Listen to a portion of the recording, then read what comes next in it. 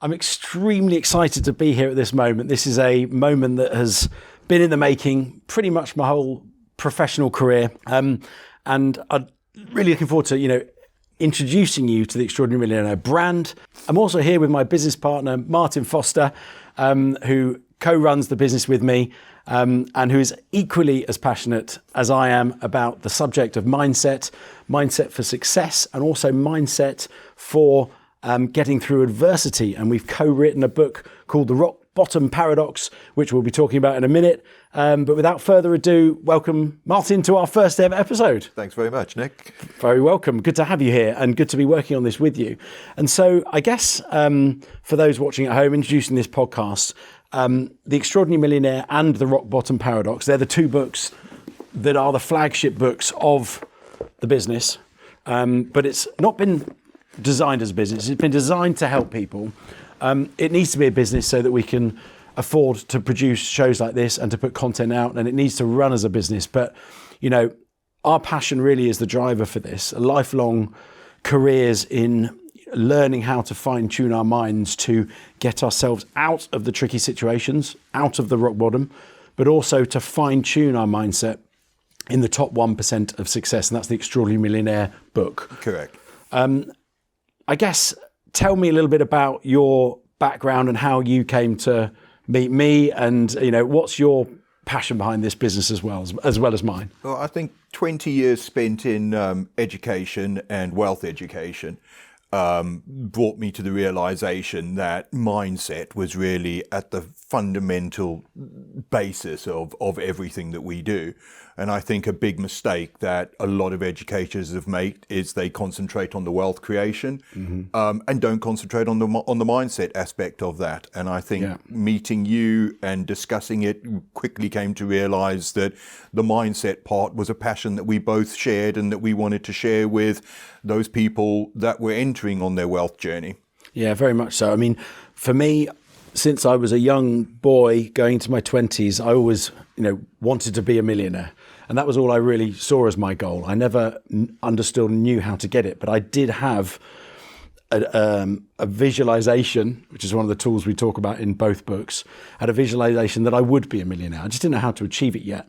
And so what I did is, over the years, I gradually learned from other people. I read hundreds of entrepreneurs' books, quite literally, in audio books, trying to understand the key principles, the habits, the tools, and the mindset techniques and habits that these people use to become successful. And I was, researching the top 1% of society, business, athletes, anyone that had become successful in their field. I wanted to dissect and distill what they would do and what they had in common.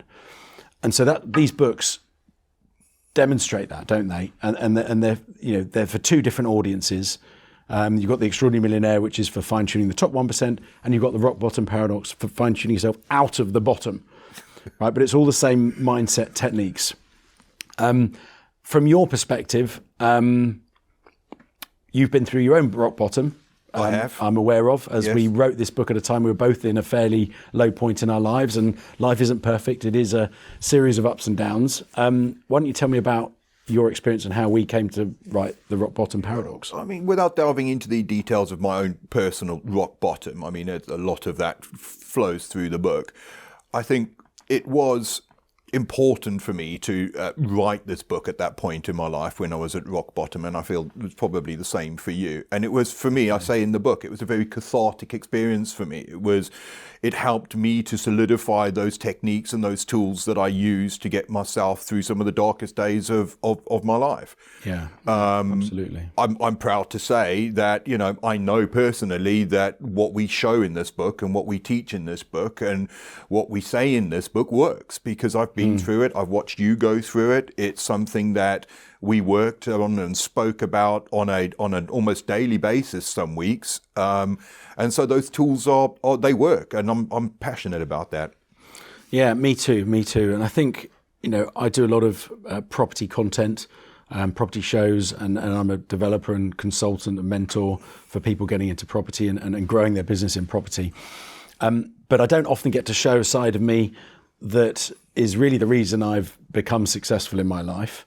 how I've overcome adversity. And these books are my biggest passion, not property, not wealth creation. It's about mindset. And a lot of the coaching and mentoring and consultation work I do does incorporate these life skills. And actually, I'm more passionate about this than I am about property.